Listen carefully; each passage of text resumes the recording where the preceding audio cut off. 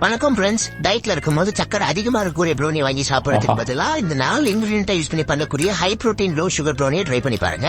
Try பண்ணி பார்த்துருவோம். அதுக்கு முன்னாடி இந்த மாதிரி யூஸ்ஃபுல்லான டயட் ரெசிபிஸை உங்களுக்கு முன்னாடி ட்ரை பண்ணி அது ட்ரை பண்ணுற அளவுக்கு ஒர்த்தா இல்லையான்னு சொல்கிறேன். என்ன இன்னும் ஃபாலோ பண்ணாமல் இருக்கீங்கன்னா மறக்காம ஒரு ஃபாலோ பண்ணிக்கோங்க. இப்போ இது பண்ணுறதுக்கு உங்களுக்கு பேக்கிங்லாம் தெரியணும்னு எந்த ஒரு அவசியமும் கிடையாது. ஜஸ்ட் 2 வாழைப்பழம் 2 வெஜிடேரியன் முட்டையை உடச்சி போட்டு கூட கொஞ்சமாக யோகட்டும் கோகோ பவுடர் ஆட் பண்ணி நல்லா மிக்ஸ் பண்ணிக்கோங்க. ஒருவேளை உங்களுக்கு அது ஒழுங்காக மிக்ஸ் ஆகலைன்னா நீங்கள் மிக்சியில் போட்டு கூட பிளெண்ட் பண்ணிக்கலாம். பட் கடைசியாக பார்க்கறதுக்கு இந்த அளவு கன்சிஸ்டன்சியில் இருக்கணும். அதை நீங்கள் அப்படியே அவனில் போட்டு கூட பேக் பண்ணி எடுத்துக்கலாம். இந்த அவன் இல்லைன்றவங்க நார்மலாக இட்லி குண்டானில் ஸ்டீம் பண்ணி கூட எடுத்துக்கலாம். பண்ணியாச்சு. டேஸ்ட் எப்படி இருக்குன்னு பார்ப்போமா?